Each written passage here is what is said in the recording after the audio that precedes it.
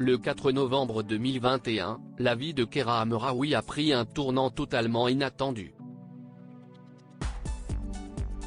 Joueuse de l'équipe de France et du Paris Saint-Germain, la native de Croix-Nord, s'est fait violemment agresser par deux hommes cagoulés alors qu'elle rentrait à son domicile de Chatou, Yvelines. Les premiers soupçons des enquêteurs se sont rapidement emportés sur sa coéquipière en club, Aminata Diallo, qui l'a raccompagnée chez elle en voiture ce soir-là. Lavés de tout soupçon dans un premier temps, les policiers de la brigade de répression du banditisme BRB, de la police judiciaire de Versailles ont tout de même mis la footballeuse de 27 ans sur écoute. Après avoir surveillé Aminata Diallo, les enquêteurs ont de bonnes raisons de croire qu'elle pourrait être impliquée dans l'agression de Keira Amraoui, si l'on en croit les informations du Parisien.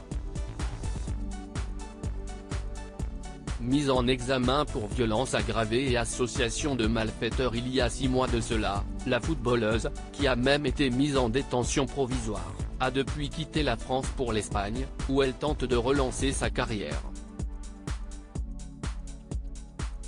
Une carrière qui pourrait pâtir de l'enquête menée actuellement par la BRB, si l'on en croit nos confrères. D'après leur dernier rapport, qu'ont pu se procurer les journalistes du Parisien, l'ancienne joueuse du PSG est toujours considérée comme la principale instigatrice de l'agression de sa coéquipière de l'époque.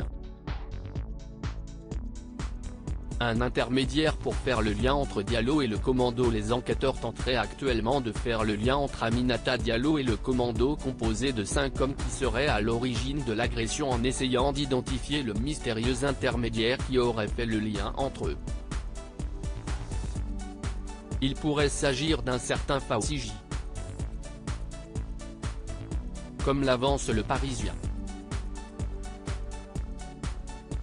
Ce dernier, considéré comme un délinquant notoire, a été contacté par Diallo la veille du 4 novembre, mais la joueuse évoque simplement l'envie de faire des travaux de peinture dans son appartement de Marly-le-Roi, Yvelines.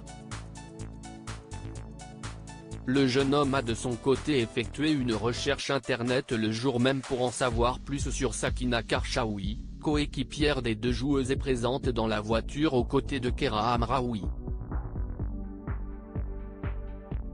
Ce dernier s'est défendu en indiquant qu'il trouvait la footballeuse très jolie et souhaitait simplement faire une recherche Google sur elle pour cette raison. Pour l'heure, l'enquête se poursuit et de son côté, Aminata Diallo continue de nier les faits qui lui sont reprochés. Aujourd'hui, j'ai extrêmement confiance en mes avocats. On a demandé d'avoir accès à toutes les écoutes, à toutes les sonorisations et d'avoir accès à toute la base de données de mon téléphone. On est persuadé qu'avec cela on va réussir à me sortir de cette affaire, confiait la joueuse à RMC en octobre dernier.